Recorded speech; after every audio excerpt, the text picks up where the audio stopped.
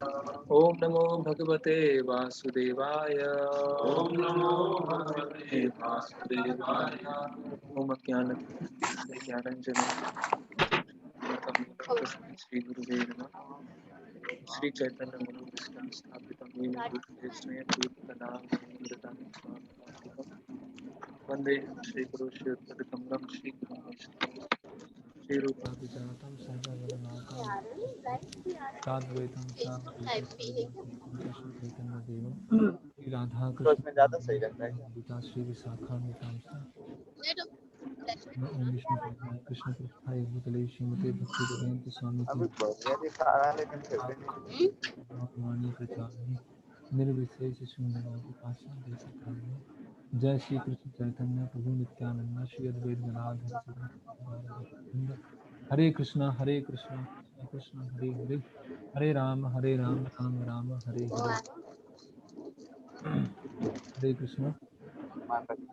तो पिछले हफ्ते हमने प्रभुपाद जी की पुस्तकें क्यों पढ़ना चाहिए, उसकी महत्वपूर्णता क्या है, उसके बारे में चर्चा किया था, है ना। और फिर भगवद गीता यथारूप जो प्रभुपाद जी ने लिखा है उसके पीछे क्या हिस्ट्री है उसके बारे में चर्चा किया। और थोड़ा कुछ हमने जो भूमिका है उसके ऊपर चर्चा की आमुख। अब भगवद गीता की पृष्ठभूमि क्या है, किन विशेष परिस्थितियों में भगवद गीता को बोला गया, इसके बारे में हमने चर्चा की। सुनाई ही नहीं दे पा रहा है। आमुख जो है हिंदी में उसे अपने सामने रख सकते हैं। आमुख में पेज क्रमांक 13 वहां से हम प्रारंभ करेंगे। तो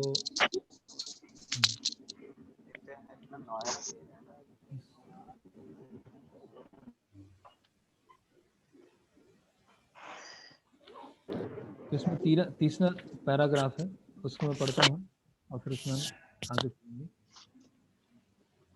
यदि इसका कुछ भी श्रेय मुझे है तो बस इतना ही है कि मैंने बिना किसी मिलावट के भगवद गीता को यथारूप में प्रस्तुत करने का प्रयास किया है। मेरे इस प्रस्तुतिकरण के पूर्व भगवद गीता के जितने भी अंग्रेजी संस्करण निकले हैं उनमें व्यक्तिगत महत्वाकांक्षा को व्यक्त करने के प्रयास दिखते हैं, है ना। ये हमने लास्ट टाइम डिस्कस किया था। किंतु भगवद गीता यथारूप प्रस्तुत करते हुए हमारा प्रयास भगवान कृष्ण के संदेश मिशन को प्रस्तुत करना रहा है।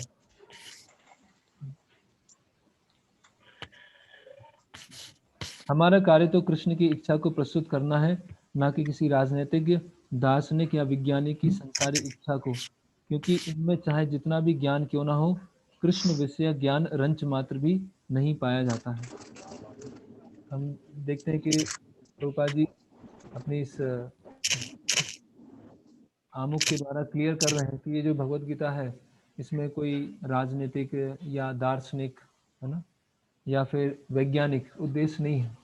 जिस तरह से भगवत गीता भगवान ने जिस उद्देश्य से बताई गई उसी उद्देश्य को रखा गया। फिर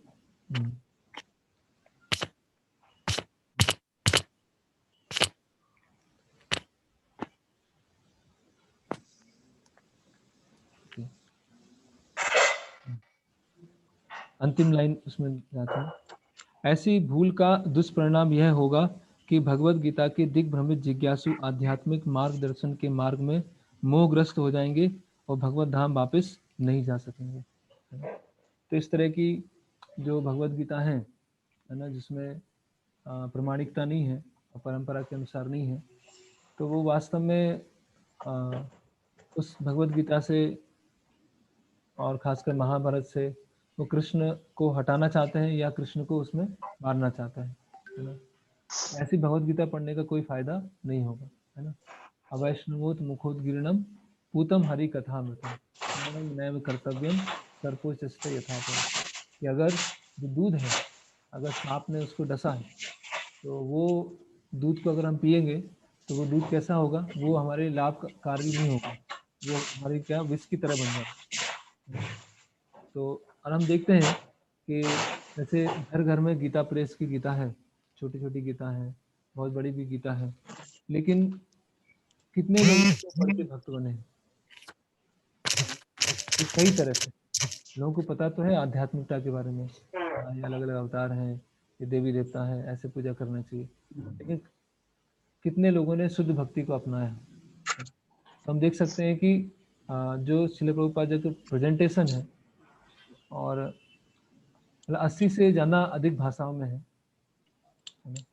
और प्रभुपाद जी ने इसको इस तरह से प्रेजेंट किया है ना कि ये कोई एक जो धर्म, साधारण भाषा में अगर धर्म बोलेंगे तो धर्म विशेष है ना, कि कोई हिंदू धर्म की किताब है या कोई विशेष समुदाय की किताब है या किसी विशेष एक सेक्ट की किताब है, इस तरह से प्रभुपाद जी ने उसको प्रस्तुत नहीं किया।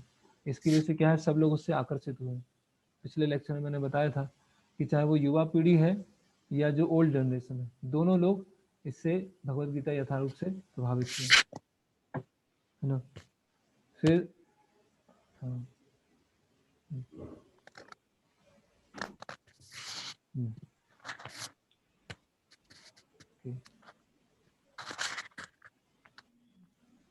फिर इसमें आप जाइए, जो आमुख का 14 नंबर पेज है उसका दूसरा पैराग्राफ है ना। भगवान कृष्ण ने सबसे पहले लाखों वर्ष पूर्व सूर्य देव से भगवत गीता का प्रवचन किया था। हमें इस तथ्य को स्वीकार करना होगा और कृष्ण के प्रमाण की गलत व्याख्या किए बिना भगवत गीता के ऐतिहासिक महत्व को समझना होगा। ठीक है, कृष्ण की इच्छा का संदर्भ दिए बिना भगवत गीता की व्याख्या करना महान अपराध है। कृष्ण की इच्छा को हटाकर अगर भगवत गीता का उल्लेख कर रहे हैं तो ये क्या है, बहुत बड़ा ऑफेंस है। इस अपराध से बचने के लिए कृष्ण को भगवान रूप में समझना होगा, जिस तरह से कृष्ण के प्रथम शिष्य अर्जुन ने उन्हें समझा था। ठीक है, फिर अगले पैराग्राफ में आते हैं। मानव समाज में कृष्ण भावनामृत आंदोलन अनिवार्य है, क्योंकि ये जीवन की चरम सिद्धि प्रदान करने वाला है। सबसे बड़ा हाईएस्ट जो बून है, सबसे बड़ा जो वरदान है, वो प्रदान करने वाला है।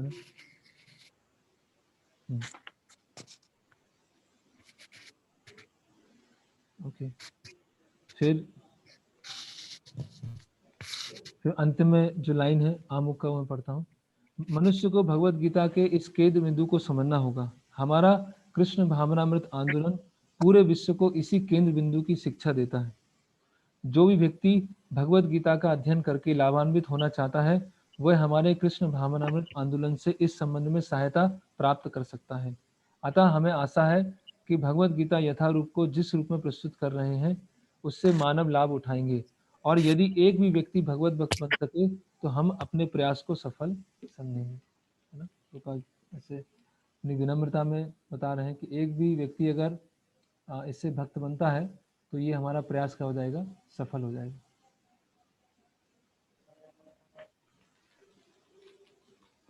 ओके, तो अभी हम भूमिका में जाने से पहले, है ना, गीता परिचय पढ़ेंगे। बुक पेन होगा तो ये गीता परिचय एटलीस्ट 2 या 3 लेक्चर चलेगा।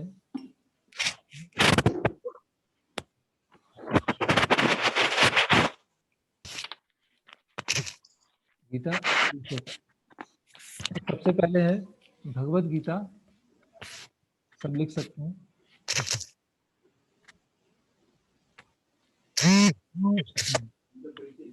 गीता ये तुम्हारा नाम में गाला क्या आता है, गालामी? Introduction to Bhagavad Gita. सबसे पहला पॉइंट है भगवत गीता क्या है।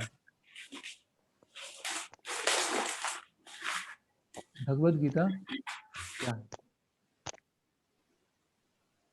ठीक है। दूसरा है हमारे जीवन में गीता का महत्व।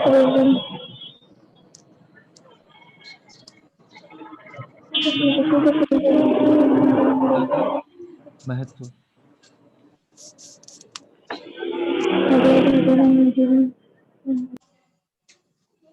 भगवत क्यों नहीं गीता हो रहा है मेरे मोबाइल में? किसके लिए नहीं है? भगवत गीता किसके लिए नहीं है?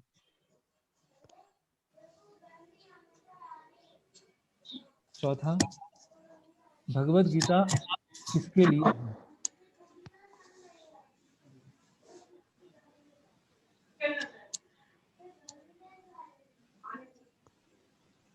ठीक है।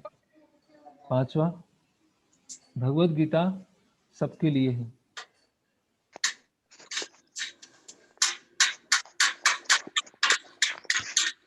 हरे कृष्णा प्रभु जी। फिर भगवत गीता के बारे में भूल धारणा का खंडन। हरे कृष्णा प्रभु जी। भगवत गीता के बारे में भूल धारणा का खंडन।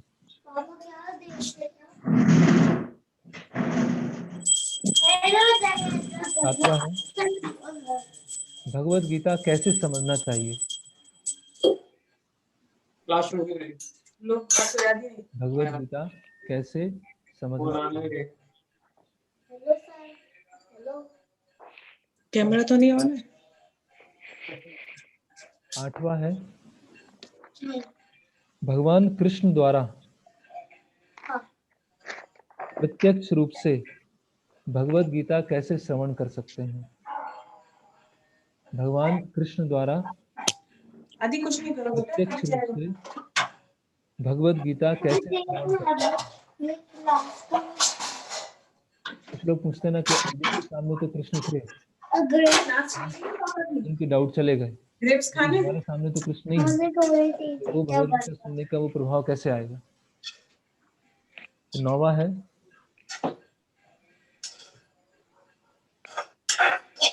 सभी ने लिख लिया।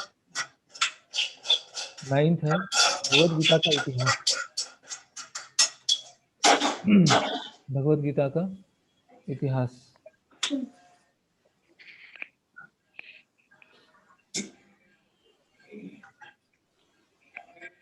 फिर 11वां है,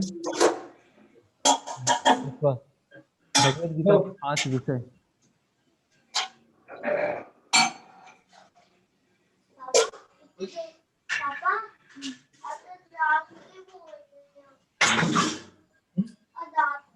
भगवत गीता के 5 विषय।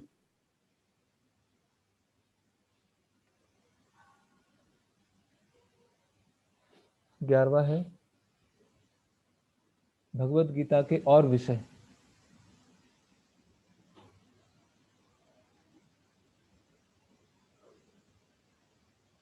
भगवत गीता के और विषय।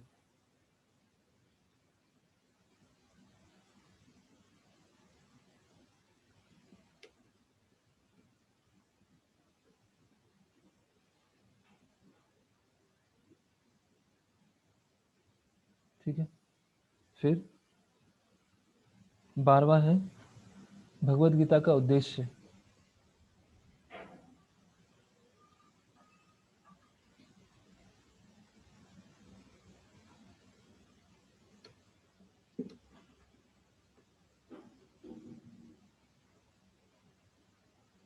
ठीक है। फिर है 13वां है, भगवत गीता का सार।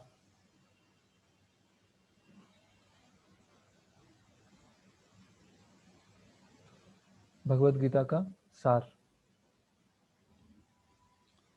14वां है, भगवत गीता संक्षेप में।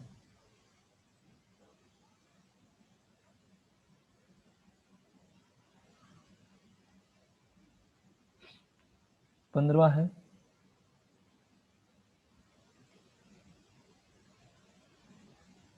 भगवत गीता के 3 विभाग। भगवत गीता के 3 विभाग।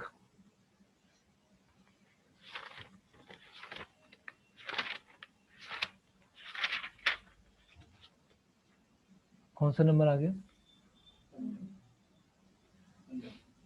15वां। 16वां है, भगवत गीता अध्ययन के 9 स्तर। भगवत गीता अध्ययन के 9 स्तर।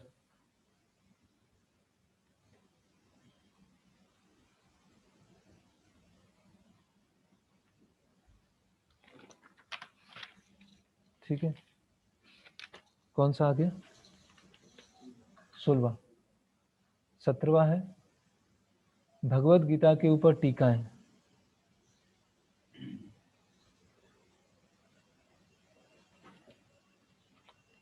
भगवत गीता के ऊपर टीकाएं।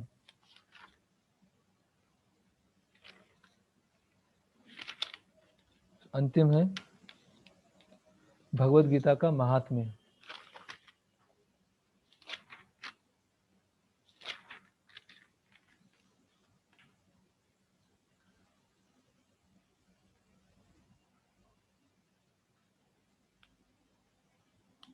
ठीक है, कितना नंबर तक हुआ? 18। ओके, किसी ने अगर जूम पे नहीं लिखा है तो आप बता सकते हैं कौन सा नंबर छूट गया है, तो मैं इसको रिपीट कर दूंगा। ओके,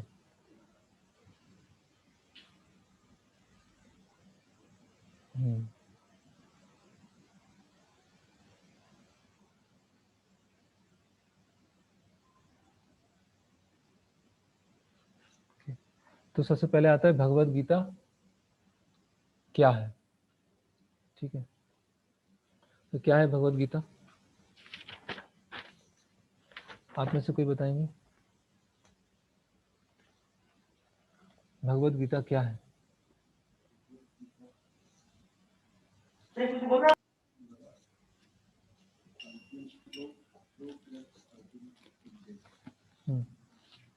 भगवान द्वारा शोकग्रस्त अर्जुन को उपदेश।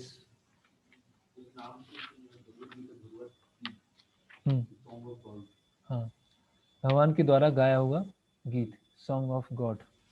और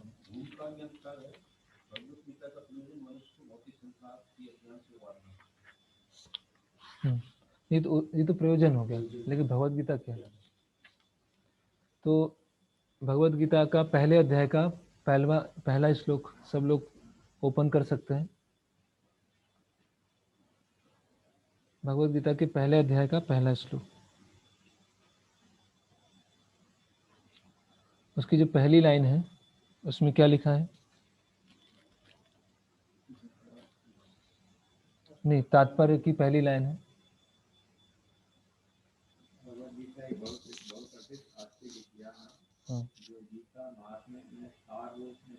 हाँ, तो भगवत गीता एक बहुपठित आस्तिक विज्ञान है ना, वाइडली रीड थीस्टिक साइंस है ना। तो ये लिख सकते हैं। कोई पूछे भगवत गीता क्या है, तो भगवत गीता क्या है? बहुपठित आस्तिक विज्ञान है ना। और हम देख सकते हैं कि बहुत सारे लोग इसको पढ़ भी रहे हैं, है ना। इवन चाहे उनका उद्देश्य प्रॉपर ना हो, लेकिन कई लोग उसको पढ़ रहे हैं, है ना। बहुपठित आस्तिक विज्ञान है ना। आस्तिक मतलब जो शास्त्रों में विश्वास रखते हैं, जो भगवान में विश्वास रखते हैं वो आस्तिक नहीं है, केवल जो शास्त्रों में विश्वास रखते हैं उनको वो आस्तिक की पूरी डेफिनेशन है। तो भगवत गीता क्या है? बहुपठित आस्तिक विज्ञान। ठीक है, फिर नंबर 1 हुआ। नंबर 2,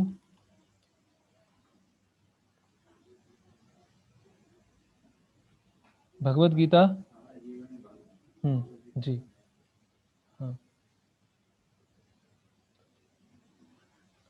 उसी में पहले श्लोक का जो तात्पर्य चल रहा है उसी में लास्ट में देखिए, पाठक को भगवत गीता में न केवल अन्य शास्त्रों की सारी बातें मिलेंगी, अपितु ऐसी बातें भी मिलेंगी जो अन्यत्र कहीं उपलब्ध नहीं है। लिखा है इसमें, आप हमेशा बुक खोल के रखना है। क्या लिखा है? पाठक को भगवत गीता में न केवल अन्य शास्त्रों की सारी बातें मिलेंगी, अपितु ऐसी बातें भी मिलेंगी जो अन्यत्र कहीं उपलब्ध नहीं है। यही गीता का विशिष्ट मानदंड है। स्वयं भगवान कृष्ण द्वारा साक्षात उच्चरित होने के कारण यह पूर्ण आस्तिक विज्ञान है ना। तो भगवत गीता में क्या है? जो अन्य शास्त्रों में है वो तो है ही, लेकिन जो अन्य शास्त्रों में नहीं है वो ही भगवत गीता में। तो भगवद गीता क्या है? पूर्ण आस्तिक विज्ञान है। पहले था बहुपठित आस्तिक विज्ञान और फिर ये है पूर्ण आस्तिक विज्ञान, परफेक्ट थीस्टिक साइंस, है ना। मतलब इसमें किसी भी तरह की कोई त्रुटि नहीं है, कोई गलती नहीं है। पूर्ण आस्तिक विज्ञान मतलब इसमें किसी भी तरह की कोई गलती नहीं है। जो जीव में एक 4 तरह की अलग अलग जो त्रुटियां होती हैं, है ना, उसमें अपूर्ण इंद्रियां होती हैं, वो भ्रमित हो जाता है, गलतियां करता है और गलतियां के कारण वो धोखा देता है। तो भगवत गीता में कहीं भी ऐसा अपूर्णता नहीं है। ये कंप्लीट अपने आप में ये पूर्ण आस्तिक विज्ञान, ठीक है। ओके, फिर तीसरा उसी में पॉइंट। हाँ नहीं, अभी तो ये भगवत गीता क्या है यही चलना। फिर महाभारत में वर्णित धृतराष्ट्र तथा संजय, दूसरा पैराग्राफ। महाभारत में वर्णित धृतराष्ट्र तथा संजय की वार्ताएं इस महान दर्शक के मूल सिद्धांत का कार्य करती है। तो भगवत गीता क्या है? संजय और धृतराष्ट्र के बीच में क्या है? वार्तालाप। भगवत गीता संजय और धृतराष्ट्र के बीच में क्या है? बातचीत है।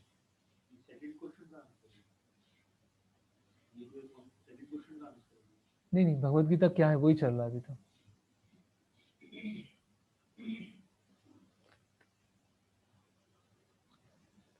ठीक है,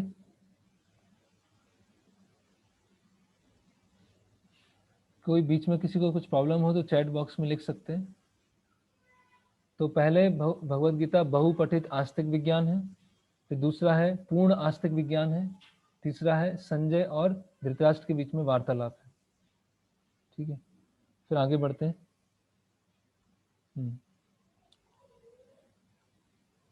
फिर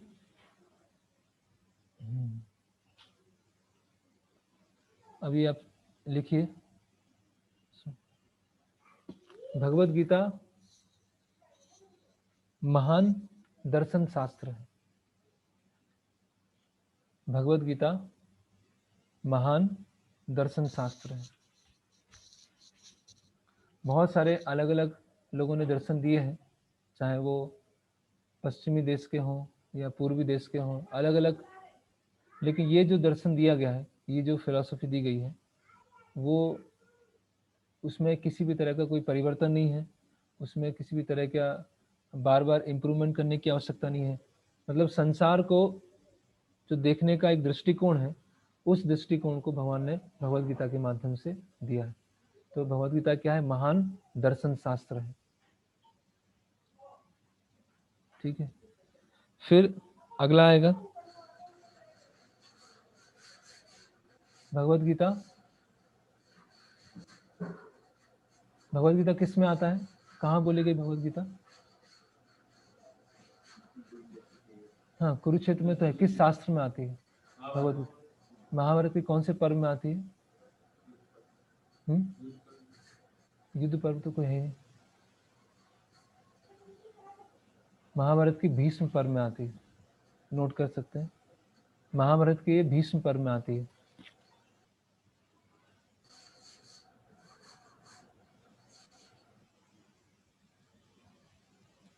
भीष्म पर्व में कौन से अध्याय से कहाँ तक आती है? किसी को पता है? कहाँ से कौन से अध्याय में आती है? 25 से 32, 25 से 42वें अध्याय में भीष्म पर्व, 25 से 42वां अध्याय। ठीक है, कोई ऐसे कोई व्यक्ति एक बार मिले थे, तो उन्होंने बोला कि जो ओरिजिनल महाभारत है उसमें तो केवल 30 श्लोक हैं, 30 से 40 श्लोक हैं, मतलब भगवत गीता के। लेकिन बाद में ये भगवत गीता जोड़ी गई, है ना। तो उनको हम पूछ सकते हैं कि वो कौन सी महाभारत है जिसमें भगवत गीता के केवल 30 श्लोक, है ना। और जो वास्तविक में महाभारत है उसमें भीष्म पर्व में 25 से 42वें अध्याय में ये भगवत गीता बताई गई। ठीक है, महाभारत क्या है? अभी जो वैदिक शास्त्र है, हाँ, उसमें 3 प्रमाण होते हैं, है ना, जिसको बोलते हैं श्रुति, स्मृति और न्याय। श्रुति, स्मृति और न्याय, ये लिखिए आप।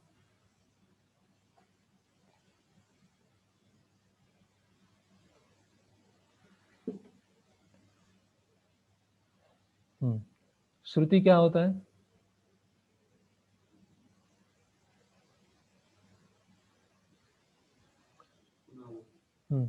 श्रुति मतलब भगवान श्री कृष्ण ने या भगवान विष्णु ने जो सबसे पहले जो ज्ञान दिया वो गुरु शिष्य परंपरा में सुनकर फिर उसको बताया, सुनकर फिर उसको बताया। श्रोत्रिय ब्रह्मनिष्ठम, जो सुनकर परंपरा आ रही है उसको बोलते हैं श्रुति। तो सबसे पहले कहाँ स्टार्ट हुआ? भगवान विष्णु के द्वारा। ठीक है। श्रुति में कौन कौन से शास्त्र आते हैं? श्रुति कौन कौन सी श्रुतियां हैं?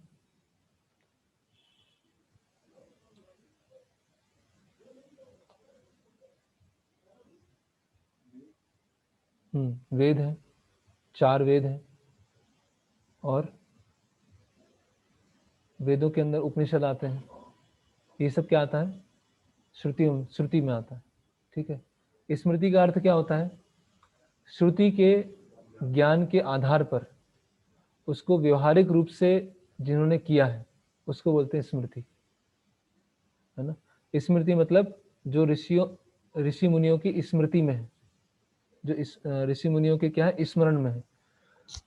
तो जो श्रुति में ज्ञान दिया गया है, जो वेदों में ज्ञान दिया है, उस ज्ञान को व्यवहारिक रूप से किसी ने अनुशीलन किया है। जैसे हर व्यक्ति को क्या है, कुछ आदर्श चाहिए, है ना, कि मुझे भक्ति में दृढ़ होना है तो उसमें आदर्श कौन है, या भक्ति में मुझे विनम्रता चाहिए तो उसके आदर्श कौन है, या बहुत सारे कष्ट आते हुए भक्ति करते रहना उसके लिए आदर्श कौन है। तो वो जो आदर्श है वो किस में है? स्मृतियों में, है ना। ठीक है। तो स्मृति में क्या क्या आते हैं? 18 पुराण आते हैं, फिर इतिहास आता है।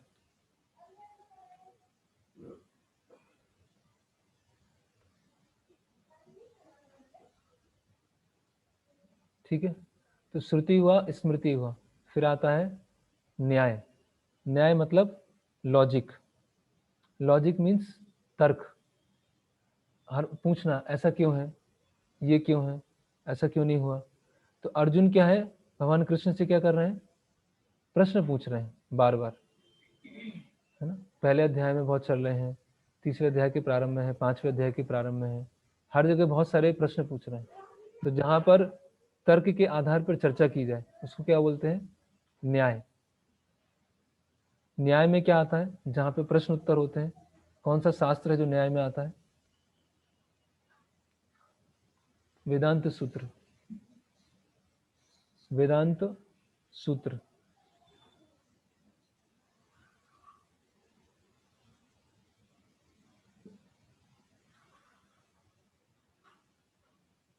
ठीक है। हाँ, स्मृति में पुराण और इतिहास। नहीं, उपनिषद तो वेदों का भाग है। हाँ, नहीं। ठीक है। तो श्रुति, स्मृति और न्याय, जिसको टेक्निकल भाषा में बोलते हैं प्रस्थान त्रय।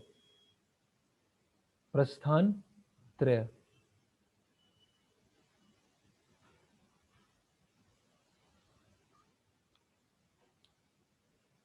ठीक है।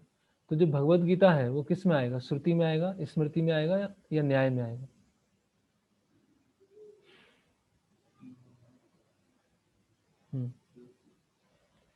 श्रुति में आएगा।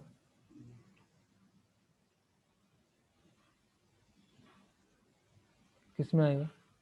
कोई बताना चाहेंगे जूम पर कि भगवत गीता में श्रुति में आएगी, स्मृति में आएगी, या न्याय में आएगा? अब बोला तीनों में आएगा।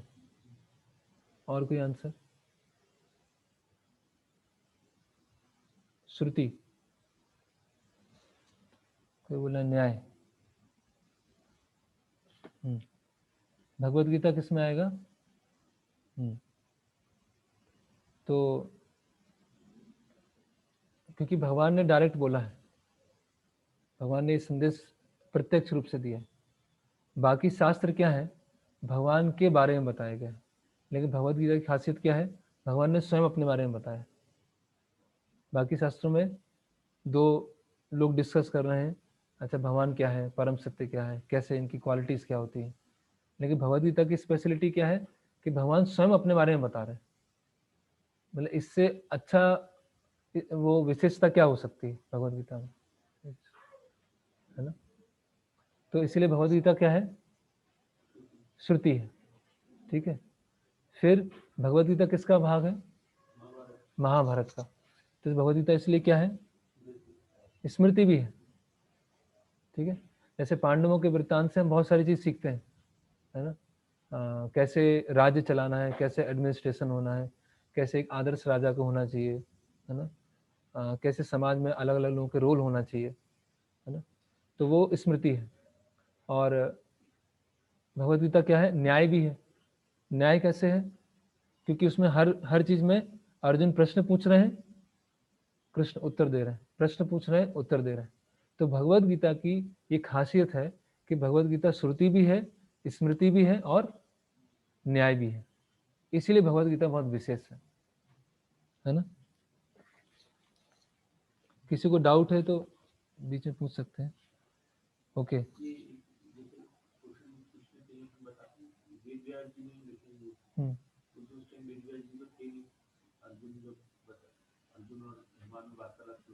हाँ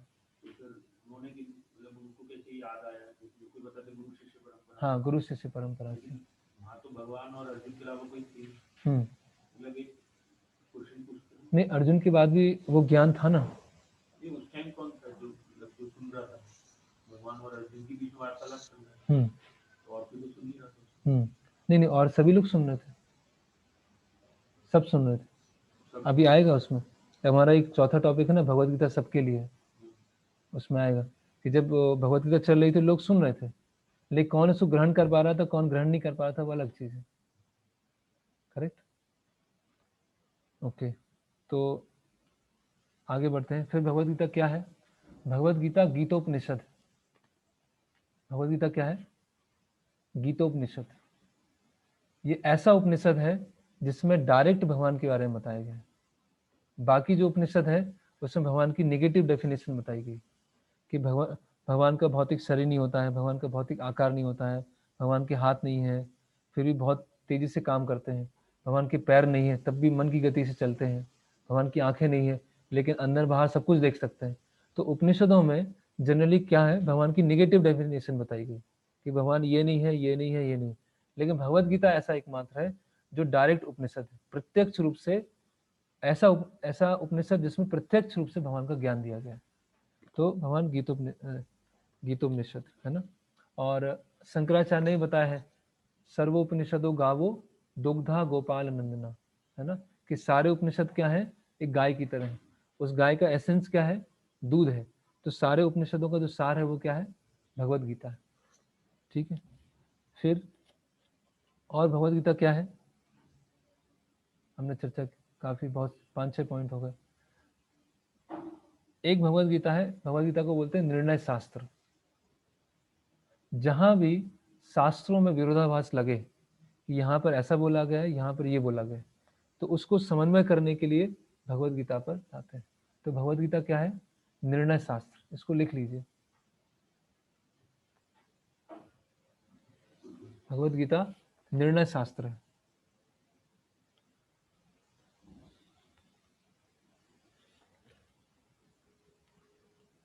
ठीक है। और जो स्मृतियां होती हैं, एक होता है इतिहास, एक होता है पुराण। इतिहास और पुराण में क्या अंतर है? अच्छा, पुराण कौन कौन से हैं? अलग अलग पुराण कौन कौन से हैं? कोई भी एक पुराण का नाम। भागवत पुराण, रोज ही हम क्लास करते हैं भागवतम को। भागवत पुराण है, विष्णु पुराण है, मत्स्य पुराण, देवी पुराण नहीं, गरुड़ पुराण। देवी भागवत जो है वो प्रमाणिक नहीं है, प्रमाणिक ही नहीं है, क्योंकि भागवतम में, श्रीमद् भागवतम के 12वें स्कंद में सुखदेव गोस्वामी सारे पुराणों का परिचय बता रहे हैं कि इस पुराण में इतने श्लोक हैं, इस पुराण में इतने श्लोक हैं, इस पुराण में इतने श्लोक हैं। वहां पर देवी पुराण का, देवी भागवत का कोई वर्णन नहीं है। ये बाद में कुछ लोगों ने मिलकर उस देवी भागवत को लिखा है। शिव पुराण, शिव पुराण। ओके, इतिहास में क्या क्या आता है? इतिहास में रामायण और महाभारत। तो पुराणों में और इतिहास में क्या अंतर? दो कैटेगरी क्यों बनानी पड़ी? एक पुराण है और एक इतिहास, दोनों में क्या अंतर है? दोनों स्मृतियां हैं, पुराणों में भी स्टोरीज हैं और इतिहास में भी स्टोरीज हैं, लेकिन दोनों में डिफरेंस क्या है?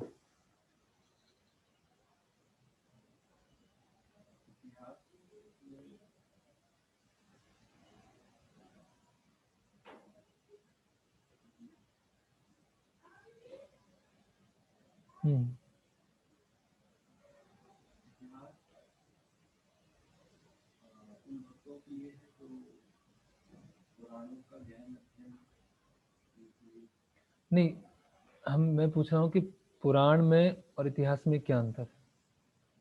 उसकी जो लैंग्वेज है, उसकी जो भाषा है, उसमें क्या अंतर है?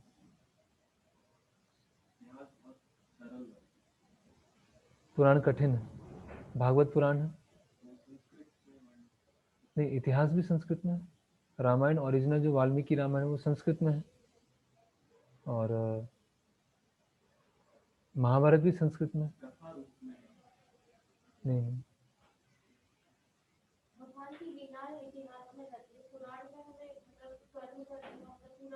नहीं, पुराण में भगवान की लीला है, भागवत पुराण में तो भगवान की पूरी लीला है।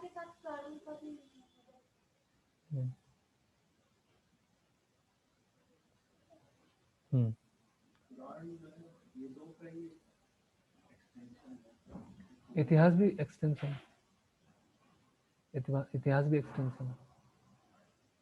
मैं इसीलिए पूछ रहा हूँ क्योंकि एक ऐसा समाज है जिसको बोलते हैं आर्य समाज, वो इतिहास और पुराण को स्वीकार नहीं करते, बोलते हैं ये बाद में लिखे गए, हम तो वेदों को मानते हैं। ये जो कृष्ण है, राम है, ये तो सब क्या है? एक प्रतीक है, ये सिंबल है। ये कोई कृष्ण एक व्यक्ति नहीं है, राम ये कोई व्यक्ति नहीं है, ये जस्ट एक सिंबलाइज किया है। जैसे देवासुर संग्राम हुआ, तो देवासुर संग्राम कुछ हुआ नहीं है कि अमृत निकाला गया, वो तो सब हमें समझाने के लिए एक स्टोरी बनाई है। करेक्ट? तो पुराणों में और इतिहासों में मेन डिफरेंस क्या है कि पुराण में सीक्वेंस वाइज नहीं चलता है, ये हुआ, फिर ये हुआ, फिर ये हुआ, फिर ये हुआ। इतिहास में क्या चलता है? सीधे चलता है। जैसे रामायण है तो बाल कांड है, अयोध्या कांड है, अरण्य कांड है, एक सीक्वेंस में चल रहा है।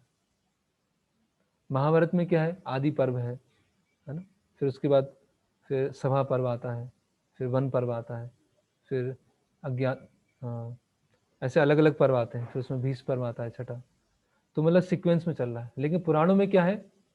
जैसे हम भागवत पुराण की बात ले लें, ठीक है, तो भागवत पुराण में दूसरा स्कंद है, नहीं पहला स्कंद है तो पांडवों के बारे में, फिर दूसरा स्कंद आएगा तो ब्रह्मा जी सृष्टि कैसे करते हैं उसके बारे में, फिर तीसरे स्कंद में पहुंचेंगे तो वराह अवतार के बारे में, फिर कपिल अवतार के बारे में। तो मतलब उसमें सीक्वेंस नहीं है, जिस कल्प में जो घटना हुई है उसको लिया गया है और उसको कंपाइल कर दिया गया, उसमें सीक्वेंस नहीं है पुराणों में। वो इसको क्यों रखा गया है? पुराणों को ऐसा रखा क्यों गया है, इधर उधर से क्यों लिया गया है? क्योंकि पुराणों का एक विशेष पर्पस है, खासकर भागवत पुराण का एक विशेष पर्पस। भागवत पुराण में केवल उन्हीं घटनाओं को लिया गया है जो शुद्ध भक्ति से संबंधित है। जो शुद्ध भक्ति से संबंधित नहीं है, उन बाकी सब चीजों को अन्य पुराण में डाल दिया गया है ना। तो मान लीजिए शिव पुराण है, तो शिव जी की जितनी अलग अलग समय पर कथाएं हुई हैं, जिसमें शिव जी की महानता है, उसमें बता दिया गया है ना। तो इस तरह से पुराण और इतिहास में ये अंतर है। तो अभी जो बोलते हैं कि हम तो स्मृतियों को नहीं मानते हैं, हम तो वेदों को मानते हैं, ये सब भगवत गीता पढ़ना, भागवत पढ़ना, ये तो सब जो भक्ति में बच्चे होते हैं जो भक्ति में बहुत शुरुआत होती है वो लोग पढ़ते हैं, हम तो वेद का पाठ करते हैं, हम तो उपनिषद पढ़ते हैं, है ना। उनको क्या उत्तर देंगे हम, उनको क्या आंसर देंगे? ऐसे बहुत लोग मिलेंगे प्रचार में, उनको ये उत्तर देंगे कि एक उपनिषद है, उसको लिख सकते हैं छांदोग्य उपनिषद, छांदोग्य उपनिषद।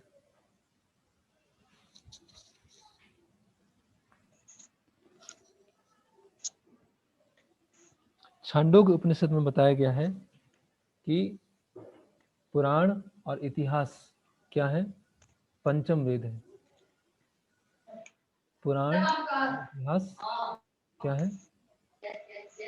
पंचम वेद।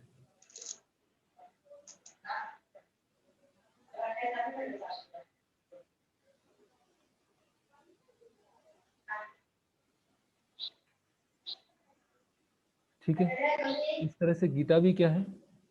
वेदी है। गीता क्या है? उपनिषदों का सार है, और उपनिषद क्या है? वेदों का भाग है। करेक्ट। उस दृष्टिकोण से देखें, या वेदों के अंदर जो छांदोग्य उपनिषद है उसमें बताया गया है कि इतिहास और पुराण क्या है? पंचम वेद है। गीता क्या है? निर्णय शास्त्र है। मैंने बताया निर्णय शास्त्र मतलब, निर्णय शास्त्र का मतलब क्या है, अर्थ क्या है? निर्णय से हम क्या समझते हैं?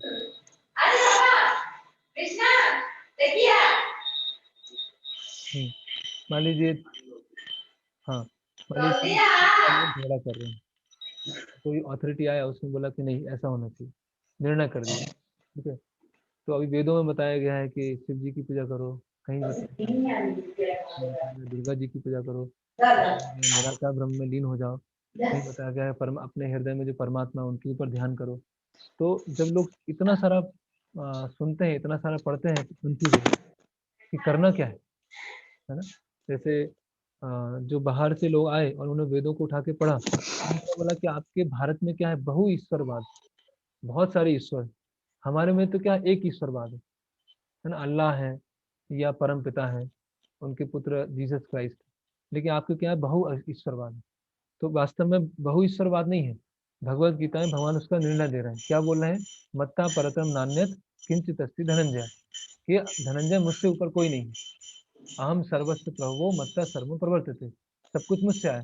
तो भगवान ने क्या दे दिया? निर्णय दे दिया कि देवी देवता की पूजा करना है कि नहीं करना। तो इसीलिए भगवत गीता क्या है? भगवत गीता के चश्मे से फिर हमें अन्य शास्त्रों को पढ़ना चाहिए। भगवत गीता के चश्मे से अन्य वेदों को, उपनिषदों को, अन्य शास्त्रों को पढ़ना चाहिए। तो ये उदाहरण लिख सकते हैं कि कुछ लोग अनेक ईश्वरवाद, कुछ लोग बहु ईश्वरवाद चर्चा करते हैं। फिर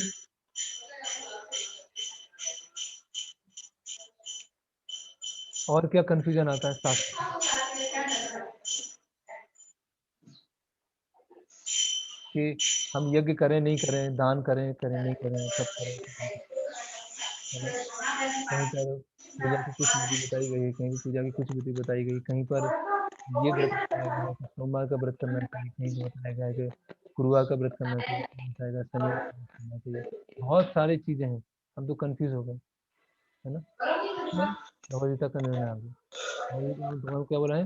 मन मना भव मद भक्तो मद्याजी माम नमस्कुरु माम एवं सत्यम ते प्रति जाने प्रियोसी। क्लियर कर दिया, मेरा चिंतन करो। अभी भगवान से संबंधित जो तिथियां होंगी उस पर हम पालन करेंगे, और जो भगवान की संबंधित तिथियां नहीं होगी उसमें पालन नहीं करेंगे।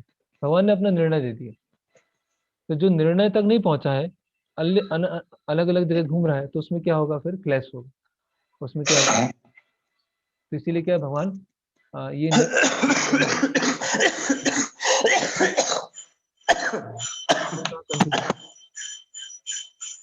स्वार्थ के बारे में आता है। जीवन लक्ष्य की क्या डेफिनेशन है? लक्ष्य की परिभाषा क्या है? लक्ष्य क्या है वो नहीं पूछो, लक्ष्य की परिभाषा क्या है? किसको हम बोलेंगे लक्ष्य? उसको भी भगवान ने भगवद गीता में डिफाइन कर दिया, इसको बोलते हैं लक्ष्य।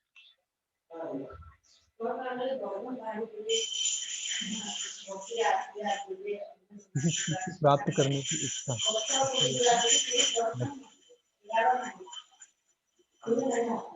हरे कृष्णा प्रभु जी, कहीं से बहुत आवाज आ रही है। यम लब्ध्वा चापरम लाभम मन्यते नाधिकम तथा, जिसको प्राप्त करने के पश्चात और कुछ प्राप्त करने की इच्छा ना रह जाए उसको बोलते हैं लक्ष्य। ठीक है, तो हम देखेंगे वेदों में स्वर्ग जाओ, स्वर्ग में अलग अलग चीजों का भोग करो, तपस्या करो तो जन लोग चले जाओ, है ना। बहुत ज्यादा पुण्यशाली हो तो आप इंद्र भी बन सकते हो, आप ब्रह्मा भी बन सकते हो, अलग अलग देवी देवता बन सकते हो। तो बहुत सारे पुरुषार्थ हैं, धर्म है, अर्थ है, काम है, मोक्ष है। भगवद गीता में क्या है? भगवद गीता में क्या है? यद गत्वा न लभ यद गत्वा न निवर्तन्ते तद धामम परमम मम। कि ये भगवान ने क्लियर कर दिया है कि भौतिक जगत में जो पेड़ है उसमें फंसना ही नहीं है, उसका जो वास्तविक पेड़ है वहां पहुंचना है। तो भगवद गीता में भगवान ने निर्णय दे दिया। तो भगवद गीता हमारा क्या है, दृष्टिकोण तैयार करती है।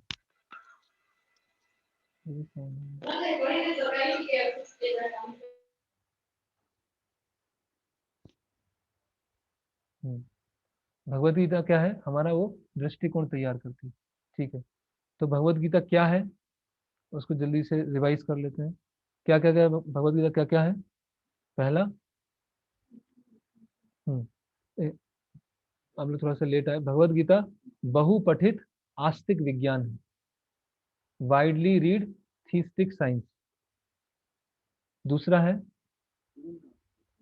परफेक्ट थीस्टिक साइंस, पूर्ण आस्तिक विज्ञान, किसी भी चीज की इसमें कोई कमी नहीं है। तीसरा क्या है भगवद गीता?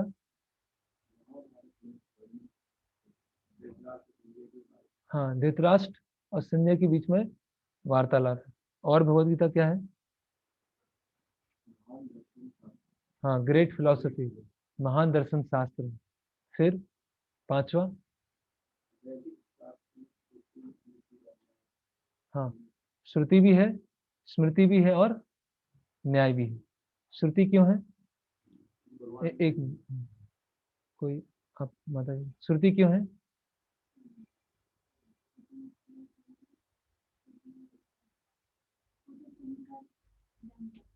हाँ, भगवान ने डायरेक्ट बोला है, जो चीजें भगवान ने डायरेक्ट बोला है वो श्रुति है। स्मृति क्यों है? क्वेश्चन लाइन जी। हाँ, न्याय क्यों है धनी राम जी?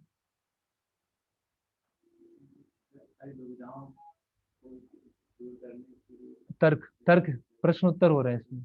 ऐसा नहीं कि कोई बैठ के बस प्रवचन दे रहे हैं, इसमें प्रश्न हो रहे हैं। अर्जुन बहुत सारे प्रश्न पूछ रहे हैं और कृष्ण इसके उत्तर दे रहे हैं। ठीक है, तो तीनों है। फिर भगवद गीता और क्या है? हम्म?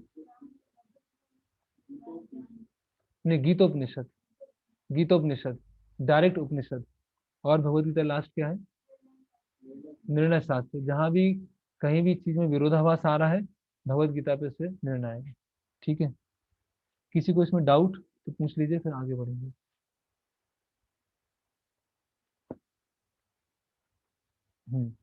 सेकंड है हमारे जीवन में भगवद गीता का महत्व। हमारे जीवन में भगवद गीता का महत्व।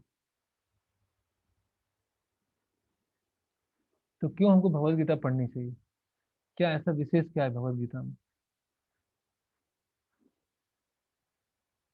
एक एक करके सब बताएंगे, सबको बताना है भगवद गीता को हमें क्यों पढ़ना, हमारे जीवन में क्या महत्व है।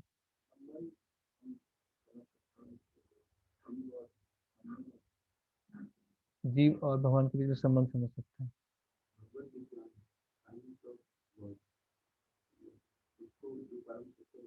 हम्म हम्म हम्म।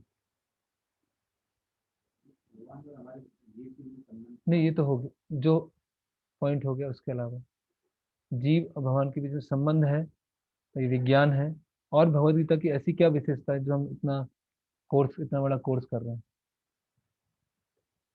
हमारे जीवन में क्या महत्व, एक सब एक एक पॉइंट बताएं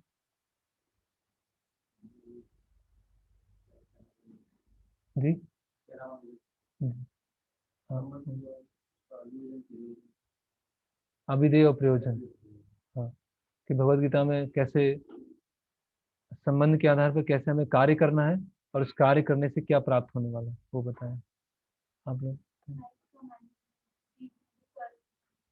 हाँ, जीवन का क्या है, मैनुअल है। ठीक।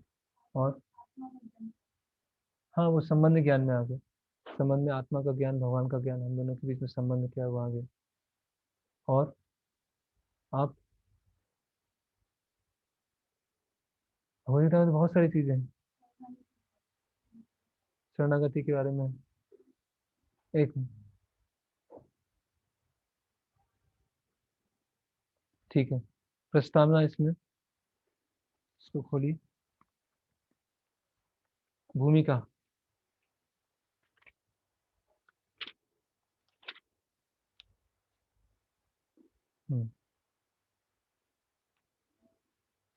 भूमिका में पेज नंबर 13।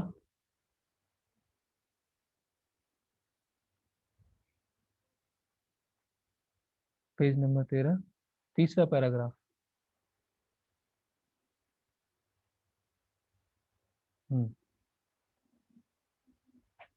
पेज नंबर 13 और तीसरा पैराग्राफ।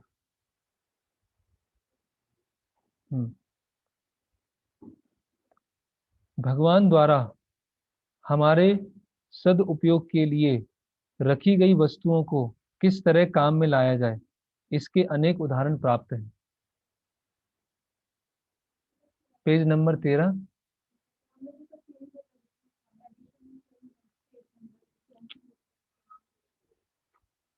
अच्छा।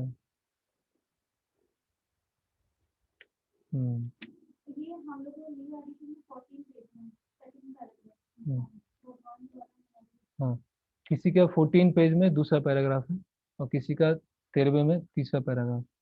भगवान द्वारा हमारे सदुपयोग के लिए रखी गई वस्तुओं को किस तरह काम में लाया जाए, इसके अनेक उदाहरण हैं।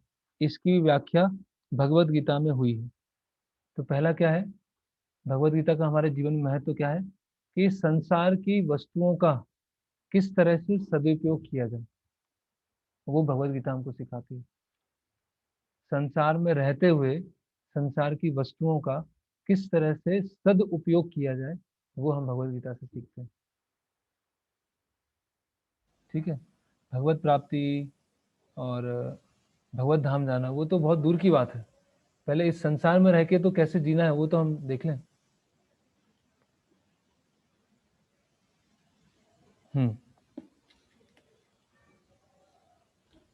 तो क्या आया, सदुपयोग, वस्तुओं का सदुपयोग किया जाए भगवान की सेवा में।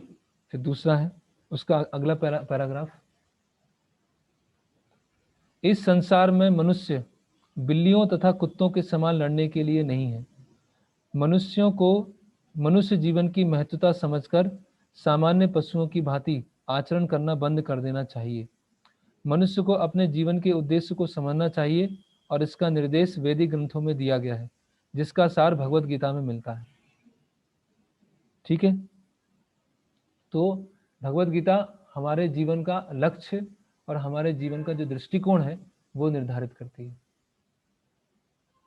पहला क्या आया, सदुपयोग। दूसरा क्या है, लक्ष्य और दृष्टिकोण, है ना। वैदिक ग्रंथ मनुष्यों के लिए नहीं है, मनुष्यों के लिए है, पशुओं के लिए नहीं। तो जो भगवत गीता उसको पढ़ने में, सुनने में, पालन करने में रुचि नहीं है, वो क्या है, पशुवत है, पशु के समान। ठीक है, तो उसी के आगे चलेंगे, यही पैराग्राफ में आगे। भगवत गीता में स्पष्ट रूप से प्रकृति के गुणों के अनुसार 3 प्रकार के कर्मों का उल्लेख है, सात्विक कर्म, राजसिक कर्म तथा तामसिक कर्म।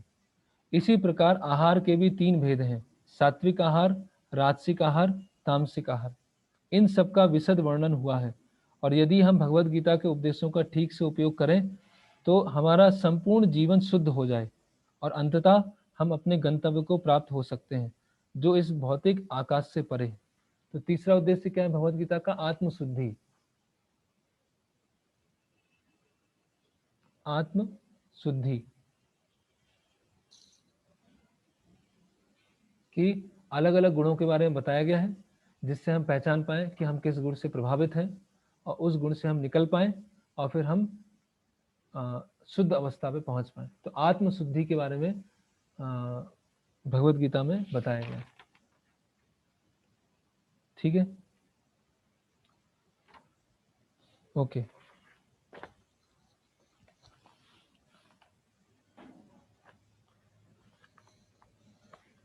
तो क्या क्या महत्व हुए? पहला,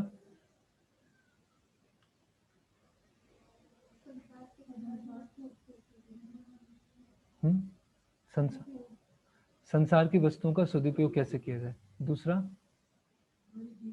लक्ष्य और दृष्टिकोण। और तीसरा, आत्मशुद्धि। ठीक है, चौथा आते हैं, गीता का श्रवण करना भक्ति जीवन का मुख्य अंग है। गीता का अध्ययन करना भक्ति जीवन का मुख्य अंग है। तो जो हम अभी कोर्स कर रहे हैं, है ना, कभी कभी लगता है कि हमें सब करने के बाद सेवा ही तो करना है, तो कोर्स की आवश्यकता क्या है? हम करेंगे तो सेवा, तो इसकी क्या आवश्यकता? नहीं, गीता का श्रवण करना, गीता का पठन करना, वो भी क्या है? भक्ति का एक अंग है ना। तो 12वें अध्याय का 9वां श्लोक का तात्पर्य सब खोल सकते हैं। 12वें अध्याय का 9वां श्लोक।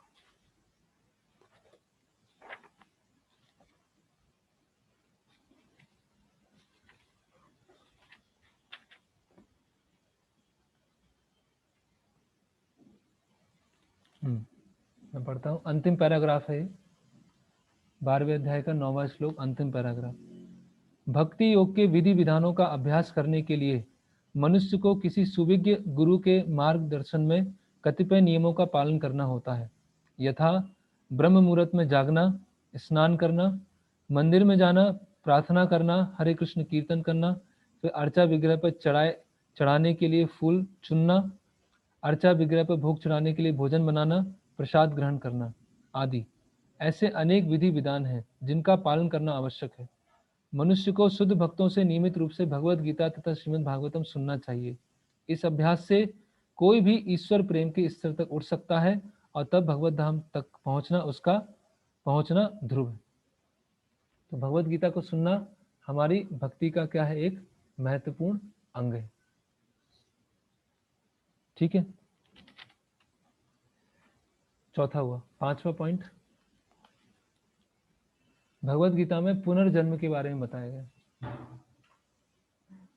भगवत गीता ही एक ऐसा शास्त्र है जिसमें पुनर्जन्म के बारे में इतना विस्तार से बताया। बाकी जगह बताया कि पुनर्जन्म होता है, लेकिन पुनर्जन्म किस आधार पर होता है, व्यक्ति शरीर, अगला शरीर कौन सा मिलने वाला है, वो और किसी शास्त्र में नहीं है। तो भगवत गीता में क्या है? पुनर्जन्म के बारे में बताया गया है।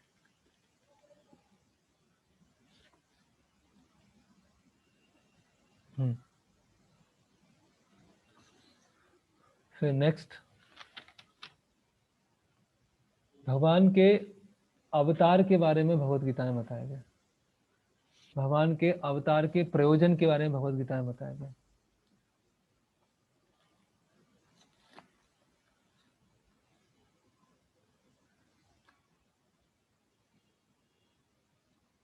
तो कौन भगवान का अवतार है, ये कैसे निर्धारित होता है, उसके अलग अलग क्या क्राइटेरिया है जिससे हम समझ सकते हैं कि ये अवतार है और ये अवतार नहीं है। बताइए आप।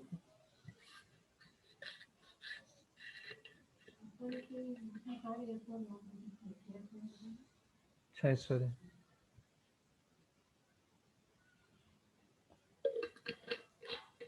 अच्छा, ऐश्वर्य वो तो भगवान की परिभाषा है।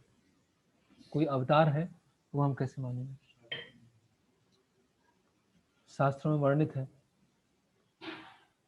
ठीक है, दूसरा इसको लिख सकते हैं,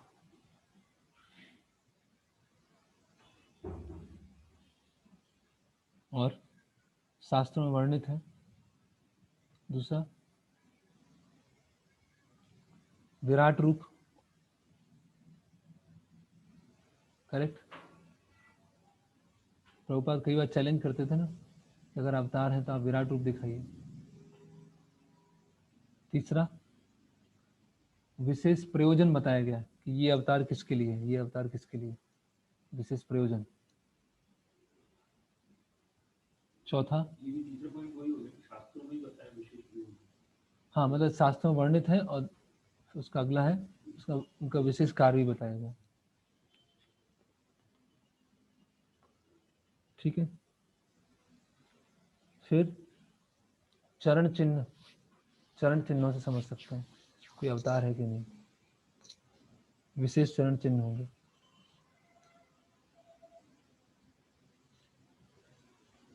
ओके।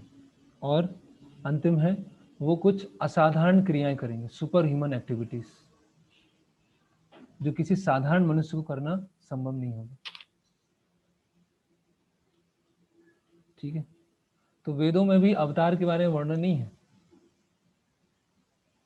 भगवत गीता तो हमें आसानी से मिल गया, ऐसे हमें लग रहा है, लेकिन वेदों में जाएंगे तो वहां भी ऐसे विशेष अवतार के बारे में नहीं कि वो अवतार लेते हैं फिर आते हैं, उनका विशेष प्रयोजन होता है। अलग अलग अवतारों के बारे में बताया गया, इनकी पूजा करना, इनकी पूजा करना। लेकिन इस स्पेसिफिक भगवत गीता में जो 3-4 श्लोक हैं उसमें बताया गया भगवान अवतार क्यों लेते हैं, उसका कारण क्या है, उनकी दिव्य प्रकृति क्या होती है। तो ये भगवत गीता में इसीलिए भगवत गीता की ये क्या स्पेशलिटी। तो कौन कौन से पॉइंट हो गए भगवत गीता किस लिए है?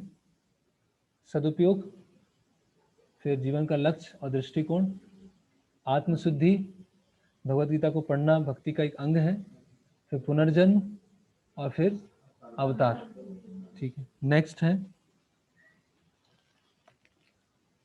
भगवान के धाम में जाने के लिए, भगवान के धाम जाने के लिए। तो इसमें आप भूमिका फिर से खोलिए।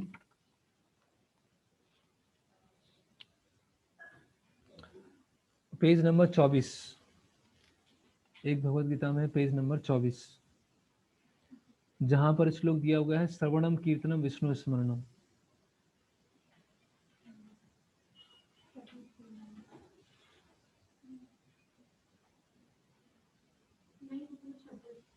एक में 26 है, एक में 24 है, जहां पर श्लोक लिखा हुआ है श्रवणम कीर्तनम विष्णु स्मरणम। उसके ऊपर मैं पढ़ता हूं।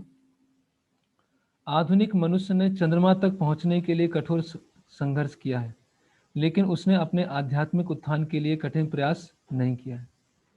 ठीक है, चंद्रमा पे जाने का बहुत प्रयास कर रहे हैं, है ना, बहुत बहुत सारे लोग मिलकर संगठित प्रयास कर रहे हैं, लेकिन आध्यात्मिक उत्थान के लिए किसी ने प्रयास नहीं किया।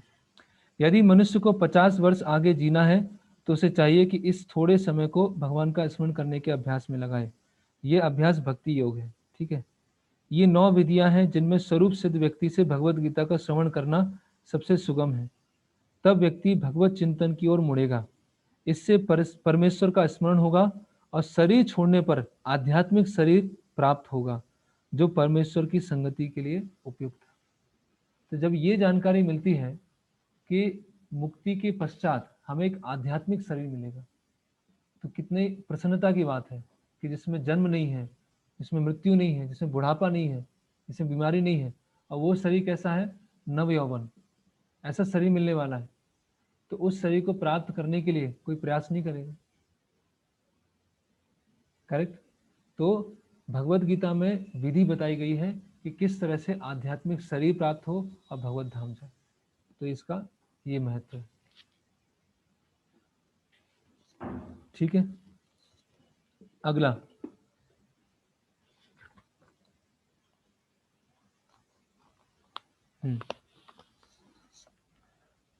परम सत्य क्या है और कौन है, ये भगवत गीता में बताया गया। परम सत्य क्या है और कौन है।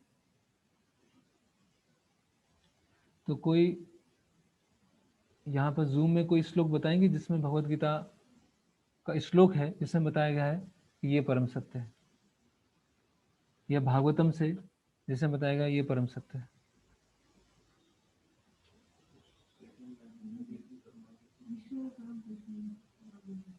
ब्रह्म संहिता में ईश्वर परमा कृष्ण सच्चिदानंद विग्रह।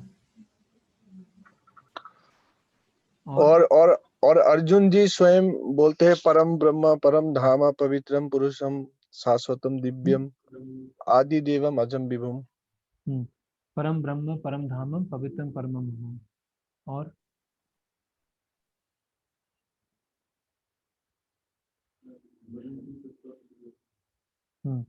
ब्रह्मेति परमात्मेति भगवानेति सद्यते। भगवान ब्रह्म है, परमात्मा है और भगवान, ये तीन स्तर बताइए। ये लेकिन भागवतम है, अभी हम चर्चा कर रहे हैं भगवत गीता में। भगवत गीता में ऐसे कौन से श्लोक हैं जहां पर ये डिक्लेयर किया गया है कि ये परम सत्य है?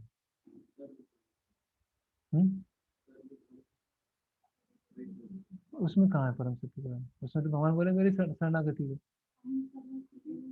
अहम सर्वस्व प्रभो मत्ता सर्वम प्रवर्तिते इति मत्वा भजन्ते माम बुधा भाव समन्वितः। तो ये सारे आज का होमवर्क रहेगा, ये श्लोक याद करना, 3-4 श्लोक। कौन सा?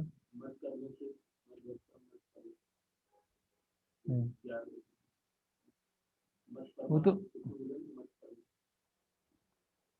नहीं, वो उसको वहां पर वो स्पष्ट नहीं है। और श्लोक वहां पर सर्वमेतद्रितं मन्ये यन्मां वदसि केशव। किंचित अस्ति धनंजय, मुझसे ऊपर कोई नहीं। ठीक है, तो लिख लीजिए कौन कौन से श्लोक हैं। 7वें अध्याय का 7वां श्लोक,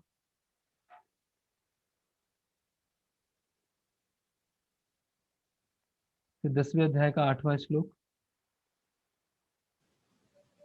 और 14वें अध्याय का 4था श्लोक।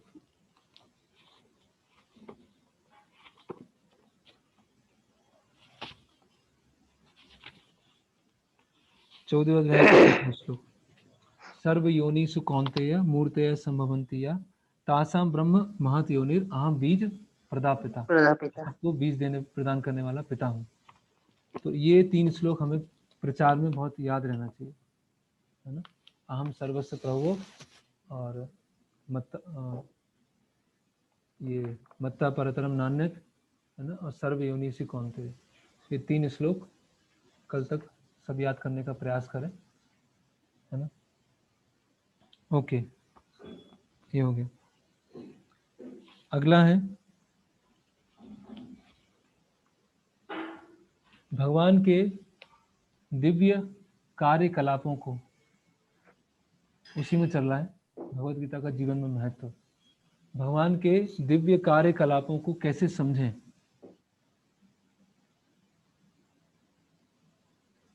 भगवान के जो कार्यकलाप हैं, या उनका शरीर है, या उनका जन्म है, या उनका अप्रकट होना है, उसकी दिव्यता को कैसे समझें, तो भगवत गीता में बताया।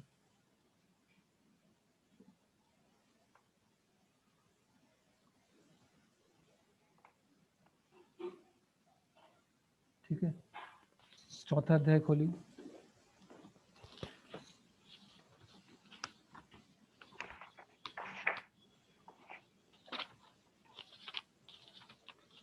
चौथा अध्याय में 14वां अध्याय 14वां श्लोक, चौथे अध्याय का 14वां श्लोक, नामाम कर्माणि लिम्पन्ति नामे कर्म फले स्पृहा इति माम यो विजानाति कर्म भिन्न न सबध्यते। मुझ पर किसी कर्म का प्रभाव नहीं पड़ता, ना ही मैं कर्म फल की कामना करता हूँ। जो मेरे संबंध में इस सत्य को जानता है वह भी कर्मों के फल के पास से नहीं बनता। मेरे पे कोई रिएक्शन नहीं आता है, मैं कुछ कार्य करता हूँ तो उससे कोई रिएक्शन नहीं आता है। मेरे कर्म की क्या है? दिव्य प्रकृति है ना। जन्म कर्म चा मे दिव्यम। भगवान हमारी तरह से कोई सामान्य पुरुष नहीं है, या भगवान कोई महान पुरुष भी नहीं है, भगवान कोई ऐतिहासिक पुरुष भी नहीं है। भगवान क्या है? सच्चिदानंद है। तो उसकी जो दिव्य प्रकृति है वो भगवत गीता में बताई गई। ठीक है, तो भगवत गीता पढ़े बिना कोई भगवान की लीलाओं को जानने का प्रयास करेगा तो वो नहीं समझ पाएगा। ठीक है, और अंतिम है 10वां, करेक्ट।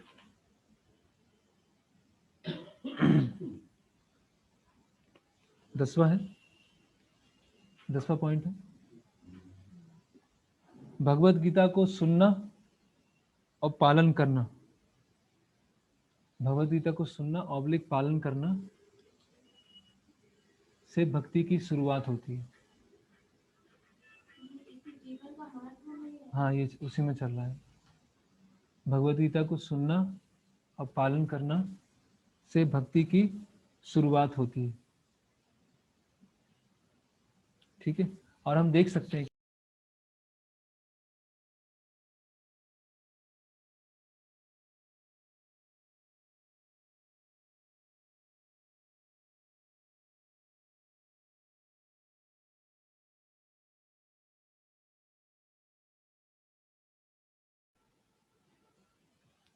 अगर भगवत गीता सुनना चालू करें, पढ़ना चालू करें, तो भक्ति में वास्तव में समझ पाते हैं। नहीं तो ऊपर ऊपर से पालन होता रहता है। सब अच्छा लगता है, चैंटिंग भी अच्छा लगता है, प्रसाद भी अच्छा लगता है, कीर्तन भी अच्छा लगता है, भक्तों का संग भी अच्छा लगता है, लेकिन जब भगवत गीता का श्रवण चालू होता है, भगवत गीता को पालन करना चालू होता है, तब उन वास्तव में वो भक्ति की शुरुआत होती है, जिसको बोलते हैं आदव श्रद्धा। ओके, तो ये हो गया भगवत गीता का हमारे जीवन में महत्व। ठीक, आदव श्रद्धा से प्रारंभ। तो भगवत गीता का हमारे जीवन में महत्व क्या क्या है, मैं इसको रिपीट कर देता हूँ फटाफट। पहला है सदुपयोग, दूसरा है जीवन का लक्ष्य और दृष्टिकोण, तीसरा है आत्मशुद्धि, चौथा है भगवत गीता को सुनना पढ़ना भक्ति का एक अंग है, पांचवा है पुनर्जन्म, छठा है अवतार, सातवां है परम सत्य को जानना, आठवां है भगवत धाम कैसे पहुंचा जाए, आध्यात्मिक शरीर कैसे मिले। ठीक है, नौवां है भगवान की दिव्य प्रकृति को समझना, और 10वां है भगवत गीता को सुनना और पढ़ना, उससे भक्ति में प्रवेश होता है। ठीक है, तो अभी कोई हमसे पूछे कि भगवत गीता का जीवन में महत्व क्या है, तो ये हम उसके किसी को बताएंगे तो सामने वाला कन्विंस होगा, अच्छा ये है ये है। अगर केवल हम एक वेग आंसर देंगे कि हाँ भगवत गीता भगवान ने बोला ऐसा हुआ था, ये हुआ था और इससे ये हो जाएगा, तो वो इतना वो कन्विंस नहीं हो पाएगा। और किसी ने हमसे पूछा भगवत गीता क्या है, तो हमने बोला आस्तिक विज्ञान है, पंचम वेद है, निर्णय शास्त्र है, धृतराष्ट्र संजय के बीच में वार्तालाप है, उपनिषदों में श्रेष्ठ है, और श्रुति भी है, स्मृति भी है, न्याय भी है। तो जब इस तरह से हम बताएंगे तो वो क्या होगा कि हाँ भगवत गीता की क्या है प्रॉपर नॉलेज। तो ये दूसरा गीता परिचय का दूसरा पार्ट पूरा हुआ। तीसरे में आते हैं, थोड़ा जल्दी जल्दी ले लेते हैं इसको। भगवत गीता किसके लिए नहीं है, कौन भगवत गीता नहीं समझ सकता है। ठीक है, भगवत गीता किसके लिए नहीं है।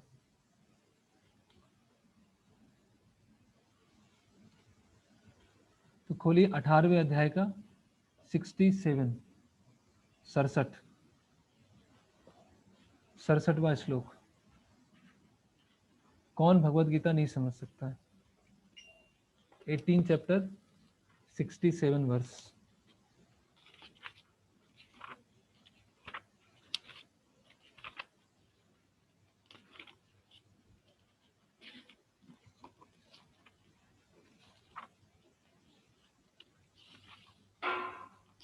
ठीक है, इदम ते ना तपस्काय ना भक्ताय कदाचन नाचा शुश्रवे वाच्यम नाचा माम सोभ्य सूयति। क्या भगवान बोल रहे हैं, यह गुह्य ज्ञान उनको कभी ना बताया जाए जो ना तो संयमी है, ना एकनिष्ठ है, ना भक्ति में रत है, ना ही उसे जो मुझसे द्वेष करता है। तो ये चार लोग भगवत गीता नहीं समझ पाएंगे। कौन कौन, ना तपस्काय, जिसमें तपस्या का गुण नहीं है।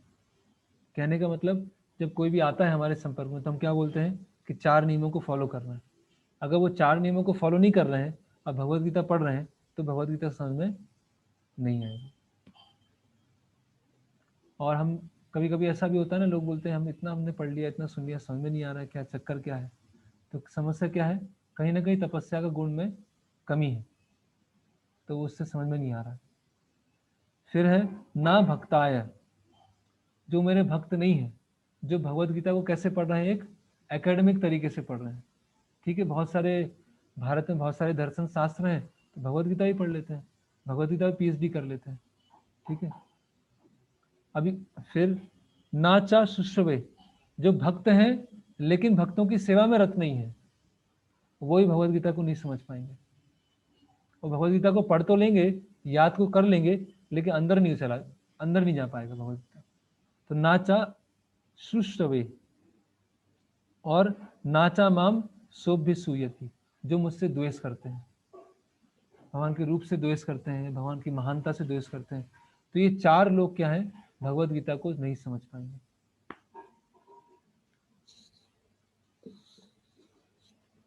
ठीक है, तो ये बहुत महत्वपूर्ण है।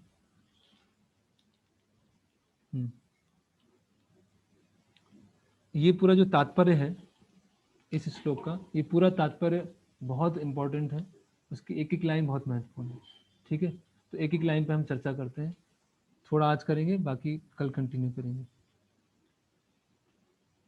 जिन लोगों ने तपस्या में धार्मिक अनुष्ठान नहीं किए हैं, मतलब तपस्या का गुण नहीं है, जिन्होंने कृष्ण भावनामृत में भक्ति का कभी प्रयत्न नहीं किया, जो अभक्त हैं, जिन्होंने किसी शुद्ध भक्ति की सेवा नहीं की, तथा विशेषतः जो लोग कृष्ण को केवल ऐतिहासिक पुरुष मानते हैं या जो कृष्ण की महानता से द्वेष कर रखते हैं, उन्हें यह परम ज्ञान नहीं बताना चाहिए। क्योंकि प्रभुपाद जी का जो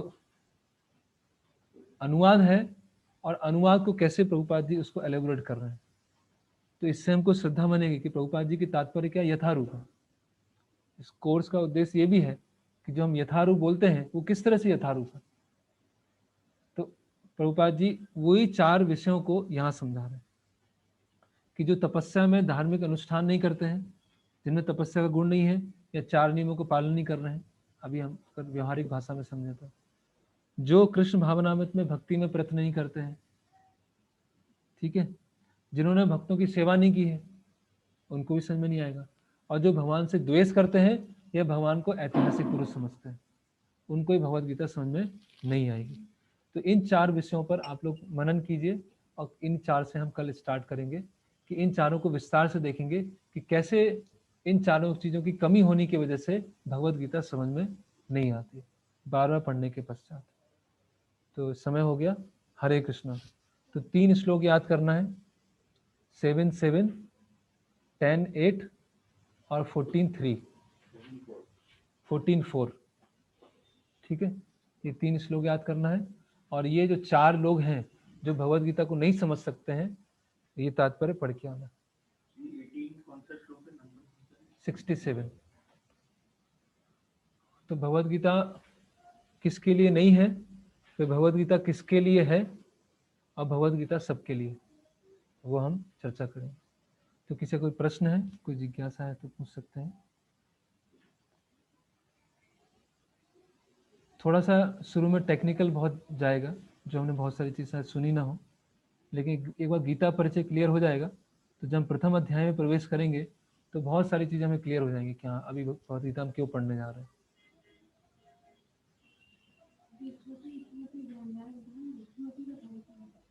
स्मृति, स्मृति मतलब जो ऋषियों ने या महान भक्तों ने उनकी जो स्मरण में भगवान की या अन्य देवी देवताओं की जो स्मृतियां हैं, उसको वो जो लिखित रूप देते हैं उसको बोलते हैं स्मृति। जैसे वाल्मीकि मुनि है ना, तो ब्रह्मा जी ने नारद मुनि को, और नारद मुनि ने फिर वाल्मीकि मुनि को रामायण के बारे में ज्ञान दिया, और फिर नारद मुनि के कहने से वाल्मीकि मुनि ने तपस्या करना चालू किया, और सारी रामायण उनको प्रकट हो गई उनके मन में, और फिर उनको लिखित रूप दिया। तो जो ऋषि मुनियों की स्मृति में होती है, स्मरण शक्ति में होती है, उसको बोलते हैं स्मृति, और वो श्रुति का ही एक भाग है। जैसे मान लीजिए मैंने उदाहरण दिया कि हमेशा सत्य बोलना चाहिए, कभी भी झूठ नहीं बोलना चाहिए। ठीक है, तो हमने पढ़ तो लिया कि हमेशा सत्य बोलना चाहिए, झूठ नहीं बोलना चाहिए, लेकिन हमें कोई ऐसा व्यक्ति नहीं दिख रहा है जो सत्य बोलता है। तो हम जाएंगे राजा हरिश्चंद्र, उनके जीवन के बारे में पढ़ेंगे कि उन्होंने सत्य के लिए कहाँ तक का बलिदान कर दिया, तो हमें लगेगा हाँ ऐसे सत्य का पालन किया था। फिर हम देखेंगे कि कठिनाइयों में भी क्या है, भगवान की शरणागति नहीं छोड़ना है। तो पांडवों का हम पूरा जीवन देखेंगे तो उसमें हम पाएंगे कि कठिनाइयों में भगवान को नहीं छोड़ना। तो वेदों में क्या है, सिद्धांत है, लेकिन स्मृतियों में क्या है, उस सिद्धांत को व्यवहारिक रूप से समझाया गया। तो ये श्रुति स्मृति में डिफरेंस है। ऐसा और कोई प्रश्न?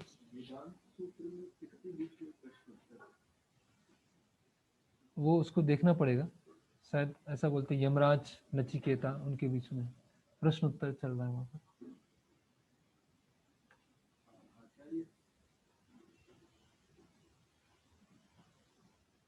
और किसी का कोई प्रश्न?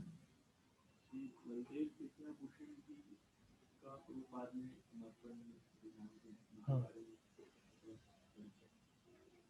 वो तो एक्चुअली बहुत लंबा हो जाएगा।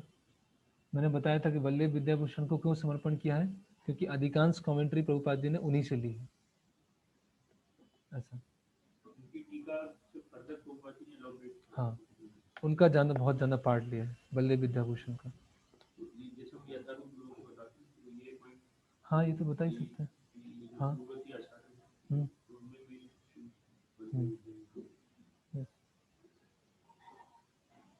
प्रभुपाद जी का मॉर्निंग वॉक में मुंबई में थे। प्रभुपाद जी के शिष्य ने बोला कि प्रभुपाद जी आपने जो गीता लिखी है और रामानुजाचार्य ने जो गीता लिखी है उसमें कोई अंतर नहीं है। तो शिष्य इस तरह से बोल रहे थे कुछ अलग तो होना चाहिए था, उन्होंने जो लिखा तो कुछ, तो प्रभुपाद बोले वो तो सही है, उनमें और मेरे में कोई अंतर नहीं है, इसलिए तो यथारूप, कोई मैं नया चीज देने थोड़ी आया हूँ, वही चीज को कैसे अप्लाई करना है वो बताने आया हूँ। लोग सोचते हैं ना कुछ न्यू होना चाहिए, कुछ नया होना चाहिए, है ना, कुछ प्रवचन में भी कुछ नया होना चाहिए। नया क्या है, वही है जो भगवद गीता में वही चर्चा कर रहे हैं।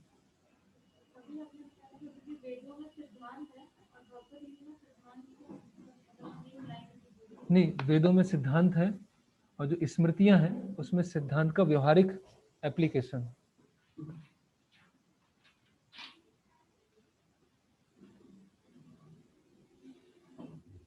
ठीक है, तो यहाँ पर हम ओके,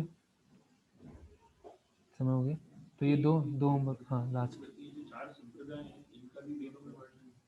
हाँ हाँ हाँ